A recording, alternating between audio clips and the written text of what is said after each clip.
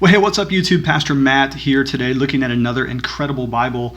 Today, this one comes to us by way of Crossway, specifically their Heirloom Wide Margin Reference Bible in Goatskin, deep brown color. A color, by the way, that I have a wonderful affinity for. I love this color, and so are you. Let's go ahead and unbox this particular Bible and have a look at that amazing dark brown textured goatskin leather. Right there, some of the best leather you're ever going to see on any Bible. And what I'd like to do is I'd like to go ahead and give a superficial overview of this particular wide margin, and then we'll compare it, of course, to the Cambridge Wide Margin Eagle, which is my trademark Bible. So let's go ahead and pull this all the way out of its box. Of course, this Bible is going to come, like other Crossway Bibles, with a certificate or their pledge of quality craftsmanship, and indeed, Crossway products are second to none in terms of their quality. I'll set this box lid aside. And let's notice some of the particulars about this Bible. First of all, this Bible does have spine ribs. 1, 2, 3, 4, 5, 6 of them along the spine, giving this Bible a very classic and beautiful look on the outside. I love Bibles with ribs. I know most of you do as well. I hardly know anybody who says, "No ribs, thank you very much." Most of us say yes, please, when it comes to the ribs or the spine hubs, as they are variously called. We have here 1, 2, 3 identifications of the English Standard Version, so Crossway with its trademark over-the-top labelization of the spine. Could use a little reduction in simplicity there, in my opinion. But when we go ahead and open up the Bible, we're going to see that the liner is also leather, and that this liner is of a slightly lighter shade of dark brown than the color is. The color is a pretty deep brown, as the name suggests. The liner is going to be a little bit of a lighter brown, but still very handsome. It does have a nice gilding line right along here, and of course this is an edge-lined Bible, meaning that the cover is tabbed onto the block. Now, one of the weaknesses of Crossway's Bibles, in my own humble opinion, is that the tab has a rather sharp angle to it, a very sharp V, which tends to want to pull the cover up on you, and also to keep the Bible slightly open, even when it's sprawled out wide open. Okay, when we look at the paper here, we're going to see that we have a beautiful salmon-colored page art gilding, which makes the Bible absolutely beautiful when it's opened. And the paper is of very excellent quality, although not highly as opaque and as thick as the Cambridge Wide Margin Eagle, which we're going to look at in just a moment. Now, one of the things that I like about this Bible, even better than the Cambridge, is that the references are nestled over here to the bottom right on the right column, instead of putting them in the center column. And what that does is it actually gives us the advantage of being able to have a wider inner gutter.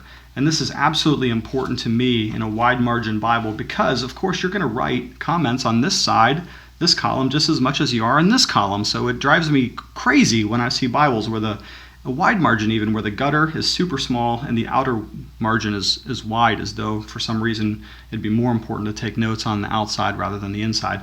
So this Bible actually has one of the widest inner margins that I can find. It's even over an inch. I think it's more like 1.25 inches or even 1.5 inches, whereas the exterior margin is 1 inch, which is still plenty of room to write and take your notes.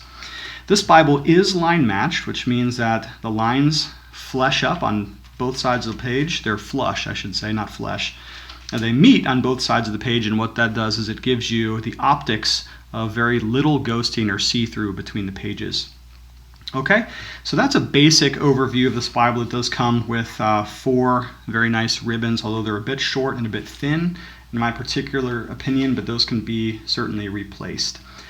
I like the marginization of this Bible. I think it's one of the best, most practical layouts that I've seen in a wide margin Bible.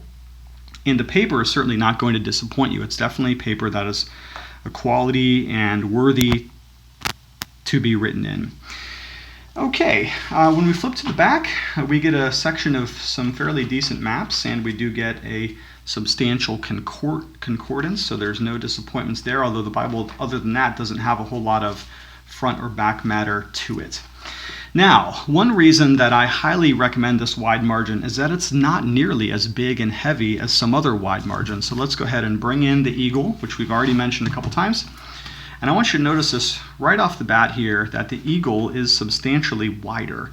And what that means to me as a preacher is that it's also going to be heavier. So I took the liberty of weighing these two Bibles and found out that the Eagle comes in at 2 pounds, 2.75 pounds, whereas the Crossway wide margin is only about 2.25 pounds. So it saves about a half a pound. Now, I know you could probably squat 500 or whatever in the gym, but believe me, when you're teaching and preaching regularly, having a slightly lighter Bible in your hand is definitely going to make a noticeable difference.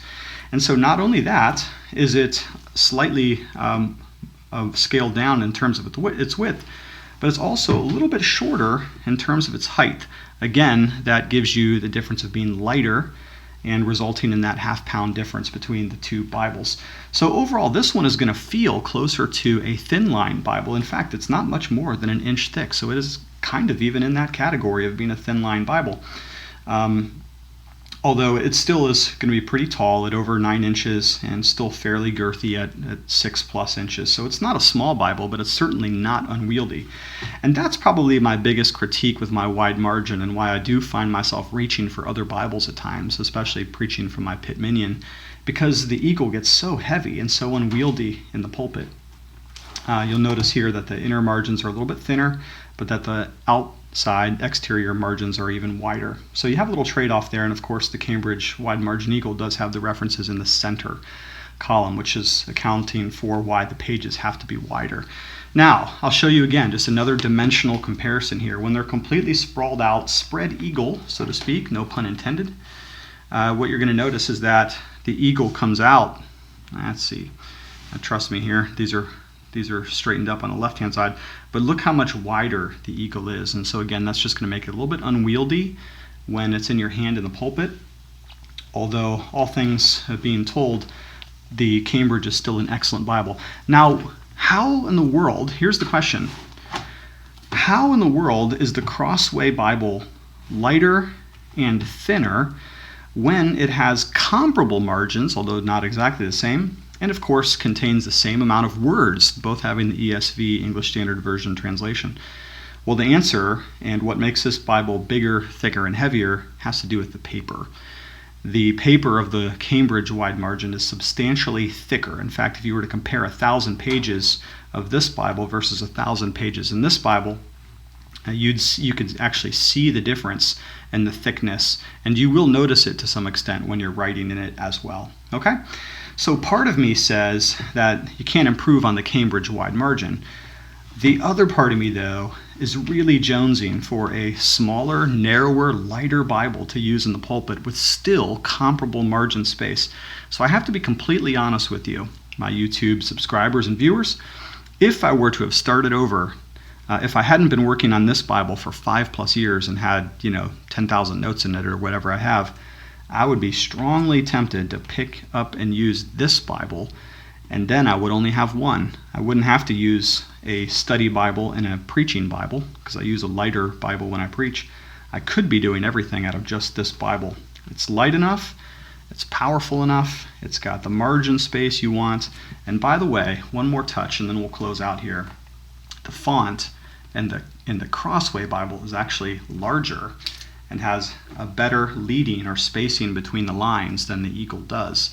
So you're going to find yourself being able to read this Bible better in dark places, and better when your eye needs to see something in the pulpit or the teaching desk or whatever it is. You're going to actually be able to read this one a little bit better because the font is bigger. Okay, well listen, I'm going to place a link to both these Bibles in the description of this video, so if you're interested, you could head over to Amazon.com and pick up either one of these.